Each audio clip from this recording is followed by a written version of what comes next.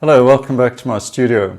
Today I'm going to be showing you a painting demonstration in oil paints, and it involves cows and a sunny meadow. Oh, not much surprise with that, but this is one of the scenes that I love to paint, and it's actually been a while since I've painted the old faithful cows out in the countryside, and this was a nice little afternoon project. I thought you may enjoy watching this little demonstration. Try it out for yourself. It's not as hard as you may think. Just keep things loose, use a big brush and lots of paint. Alright, I'm painting on a primed panel, and I'm just going to start off with some ultramarine blue to start blocking in the big dark shapes. Adding a bit of orange in there to warm that up, and then a sort of grey colour for the distant hills. Don't want too much detail there, so a bit of cerulean, a little bit of orange and white. Just marking out a few of the main shapes of the landscape. I'm using a number 8 bristle brush for nice big shapes, and I'll use that for most of the large shapes. It also gets a lot of the surface covered quickly. Now I'm going to focus on blocking in as much of the landscape as I can before going to the turning to the painting of the cows.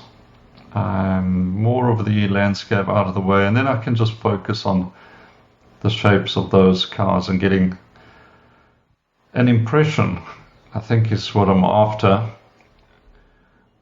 I don't want this to be an illustration. I don't want too many details. It's really is a very impressionist approach, because I want the feeling of a country meadow in some bright winter sunlight. So that's got to come across more than trying to be as accurate as possible with any particular detail. Now, suggesting those distant fields, as you can see, it's just a few brush strokes, making the distant yellows a bit cooler, a little bit of white, and then warming them up as I come forward towards the foreground itself, using lemon yellow, mixing in a little bit of that orange, a bit more lemon yellow for this sort of middle to foreground area. And where the main cow is lying in the grass, I will just go around that. Now I've added in some yellow medium for a warmer yellow. Lemon yellow is quite cool, so a medium yellow will just warm that up a bit, especially in this little foreground area. Now I'm going to make up some muddy water. That's just a bit of red and orange and a little bit of that blue and white. And you'll probably notice with color mixing on the palette there that a lot of the colors are desaturated and slightly grayed down.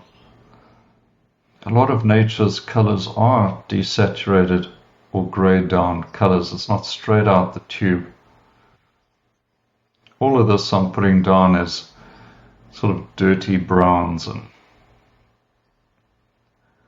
the white has been mixed up with a few sort of natural earth tones, neutrals you could call them.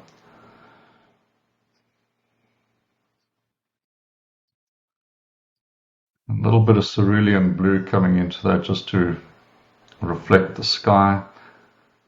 This bit of water in the foreground, it's more like a drainage channel really, and it's just got to read like water. So you put in the main shapes, the shadow shape and the water and the highlights. And if you can stand back and it looks like water, then you've done your job. Now coming in with a second layer, this is mostly yellow and white to get that sunny green look. Remember that sunny greens are more yellow than greens. And some nice thick impasto in the foreground, lots of brush marks left in it. It gives me a natural texture. A few distant highlights on the trees, mostly a bit of orange and blue.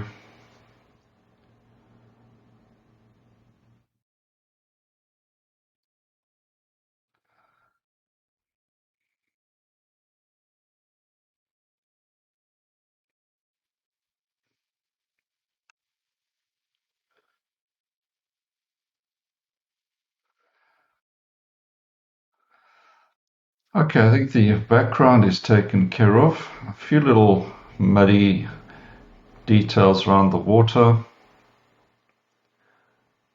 Catch a few more highlights in there. And then I can start giving attention to the cows, and that will be really the last important element. Not changing the brush size too much. This is now a number 6 long flat. In fact, this is a full bird brush, number 6 full bird. Also quite useful for more rounded shapes.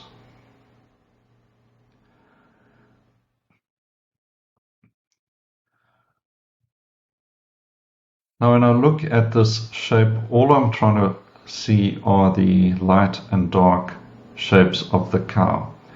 If I can put the light and dark shapes in the right place, it should all fall into place, as it were, and read like a cow lying in the grass.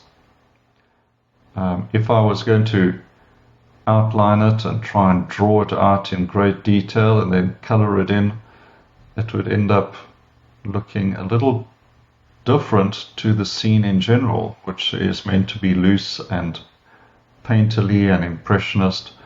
So all the objects have to be painted with the same approach. And this is the way to do it. Just squint a little, look for a shape, light or dark, warm or cool, put it down.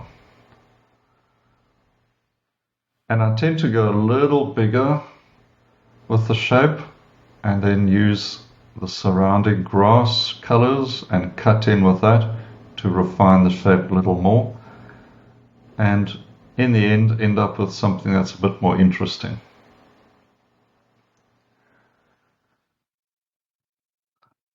I think the object though is to persist. The goal here is to persist. You may find yourself getting frustrated and the shape might look like it's getting worse and worse. And probably a good idea to get a cup of tea brewing and take a break and relax a bit, come back and have another go. Stick with the method of painting these shapes and you'll get there. Now I've got to come back and refine this some more, but instead of getting stuck onto it, I'm going to go into the other cows in the distance, just get a few more simple shapes put in, and then I'll come back to the main one and finish that off. Don't get stuck on any particular part of a painting. Just keep moving.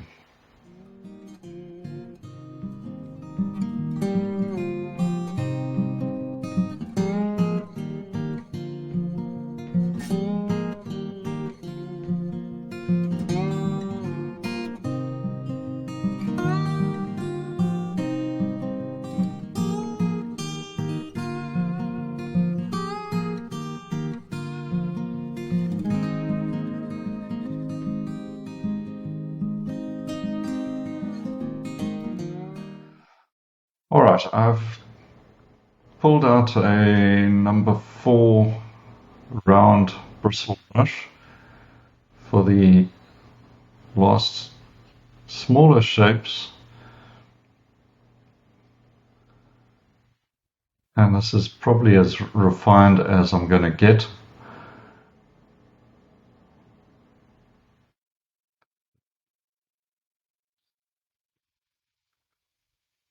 The moment I can stand back, have a look and be satisfied that it's a more or less a realistic looking shape, then I'm pretty much done with it. And now I'm just going to cut in a little bit here and there with some really juicy impasto and get those final textured layers into the grass of the meadow. Variety of warm and cool yellow, touches of green, all of that makes for a more generous looking painting. Very difficult to put too much paint down. Most beginners would rather put too little paint on. I think the painting suffers for it. So just go for it. Get some thick paint in.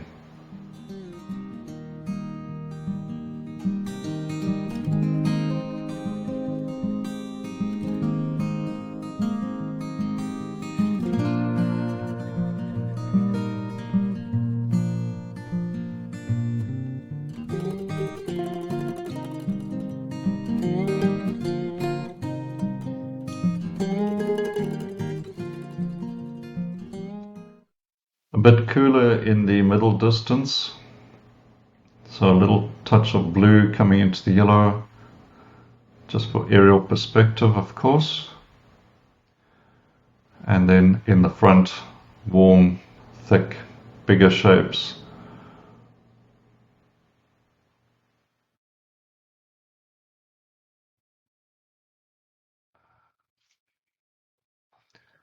So coming to the end stage, just really touching up, standing back, having a look. I'm going to throw in a few fence posts as well, just to lead the eye in a bit, also to get some vertical shapes. So it's all part of the composition. A few other little highlights here or there, a few spots of light,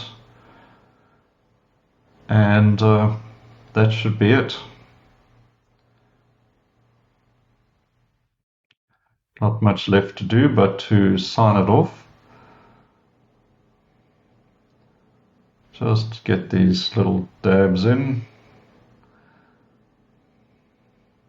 Well, this was a fun painting.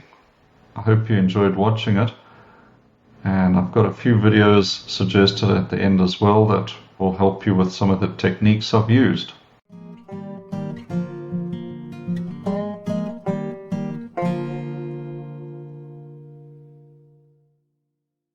Well, I hope you enjoyed that painting. I certainly enjoyed completing that painting myself, and it was a lot of fun.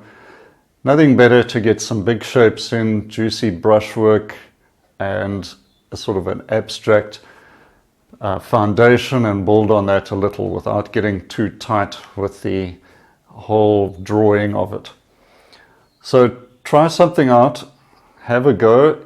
Even if it's not perfect first time, it has to be, actually you have to make mistakes to get this to work. So make lots of mistakes and you'll pretty much get what you're looking for in the end.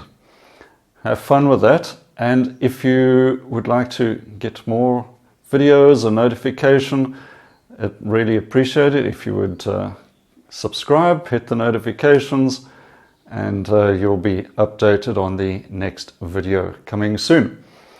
And remember, I offer plenty of painting lessons as well and courses. You'll find all of that on my website. Just look for painting courses and there'll be something there for you as well, starting from a free course. So no reason not to check it out. Great, until next time, cheers for now.